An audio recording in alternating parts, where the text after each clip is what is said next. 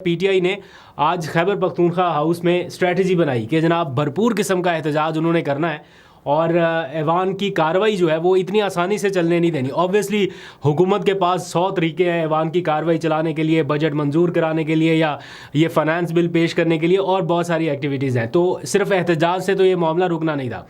But एक चीज़ तय हुई खैबर पख्तूनख्वा हाउस में जब ये सारी मीटिंग हुई, कलेक्टिव डिसीजन हुआ कि एहतजाज होना है और भरपूर किस्म का एहतजाज। और फिर हमने देखा ऐवान के अंदर जो चीज़ें नज़र आई वो वैसे हमारे पास तो थोड़ी बहुत सहूलत है ना कि ऐवान की बराह रास्त कार्रवाई देख रहे थे तो पता चल जाता है कौन क्या कर रहा है, हमारी आंखों के सामने हो रहा होता है, कौन कहाँ पर एहतजाज कर रहा है, कितनी बड़ी नौयत का ये एहतजाज है और कौन ज़ाती हैसियत में थोड़ा साइड पे रहा। ये सारी चीज़ें हमें पता चल जाती है।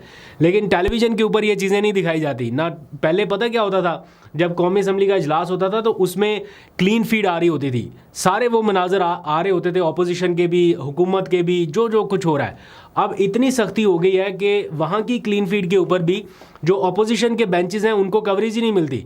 तो आप लोगों तक तो वो विजुअल्स बड़ी मुश्किल से पहुँचते हैं जो हम कहीं ना कहीं किसी तरीके से हासिल कर लेते हैं। आप खुद तो रिकॉर्ड नहीं कर सकते, जो सहाफ़ी वहाँ पे खुद रिकॉर्ड करेगा उसकी तो वो मेंबरशिप मुअत्तल करते हैं और कार्रवाई और फिर तहकीकात पता नहीं, क्योंकि इजाज़त नहीं है वहाँ रिकॉर्ड करने की। लेकिन जो एमएनएज़ एहतजाज कर रहे होते हैं उनके थ्रू फिर हमें वीडियोज़ मिल जाती हैं। तो वो जो वहाँ पर एहतजाज कर रहे थे उन्होंने साथ साथ एहतजाज किया और साथ साथ वीडियोज़ बनाई ताकि आप लोगों तक पहुँच सके। तो हमने देखा काफ़ी एग्रेसिव एहतजाज रहा, ख़ास तौर पर शेख वकास अकरम, उमर अयूब, बैरिस्टर गौहर और शाहिद खटक।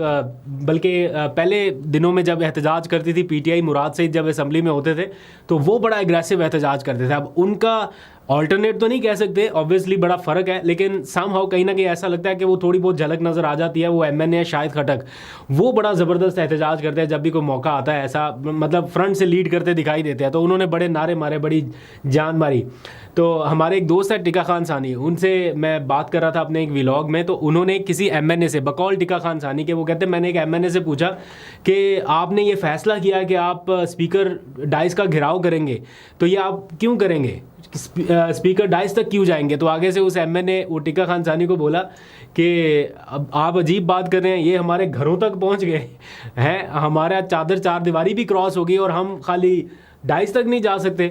और फिर हमने देखा कि वो डाइस का घेराव करके उन्होंने अच्छे खासे नारे मारे हैं।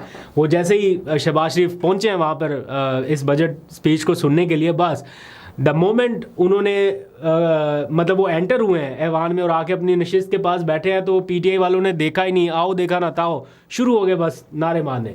तो काफ़ी अग्रेसिव किस्म का प्रोटेस्ट आज देखने में आया। तो मैं आपको कह रहा था ना कि ये सारी मुश्किल सिर्फ आवाम के लिए ही नहीं है, ये फॉर्म 47 वाले लोगों के लिए भी बहुत सारी मुश्किलात हैं। तो आज एक बड़ी खबर आई, बल्कि बुरी खबर फॉर्म 47 वालों के लिए आई, वो ये कि पहले तो इस्लामाबाद हाई कोर्ट ने वो ट्रिब्यूनल वाला ऑर्डर मुअत्तल कर दिया कि इलेक्शन कमीशन ने खुद ही जनाब अपने खिलाफ आने वाली शिकायत सुनने का जो ट्रिब्यूनल था वो तब्दील कर दिया और फॉर्म 47 वालों को रिलीफ दे दिया एक तरह से।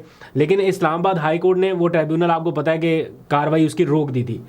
अब लाहौर से आई है एक बुरी खबर और ये एक बड़ा हुक्म है या दबंग ऑर्डर जिसको आप कह सकते हैं। लाहौर हाई कोर्ट ने पूरे पंजाब में 7 मज़ीद ट्रिब्यूनल जो है वो कायम करने का ना सिर्फ हुक्म दे दिया बल्कि उसको ऑर्डर कर दिया है, वो नोटिफाई कर दिया है और जजेस अपॉइंट कर दिए हैं कि ये जजेस जो है, कोई गुजरावाला में, कोई फैसलाबाद में, कोई सियालकोट में, कोई किधर किधर, पूरे पंजाब में सिर्फ 2 ट्रिब्यूनल्स पहले थे, अब 7 मज़ीद ट्रिब्यूनल्स कायम कर दिए हैं और उनको नोटिफाई भी कर दिया गया है।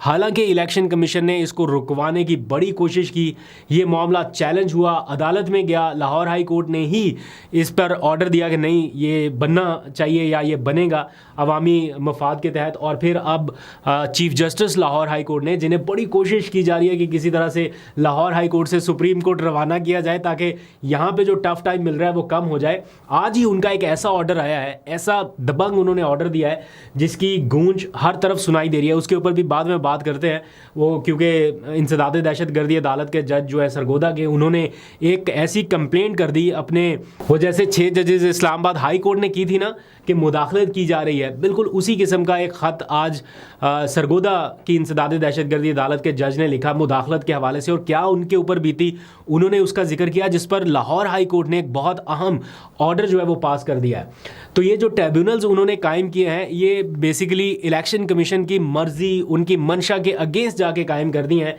तो ये फॉर्म 47 वालों के लिए बुरी खबर है, यानी उनको रिलीफ ना इस्लामाबाद में मिला और ना अब लाहौर से मिल रहा है। और ऐसा लग रहा है कि अदलिया जो है वो इलेक्शन कमीशन के बिल्कुल सामने आमने खड़ी हो गई और उन्होंने कहा है कि जनाब आप ऐसा नहीं कर सकते। तो ये जो ट्रिब्यूनल्स कायम किए हैं, ये ऐसा लोग बताते हैं जो इस मामला को बड़े करीब से देख रहे हैं कि ये इलेक्शन कमीशन वर्सेस अदलिया के दरमियान कोई नया महाजना कहीं खड़ा हो जाए।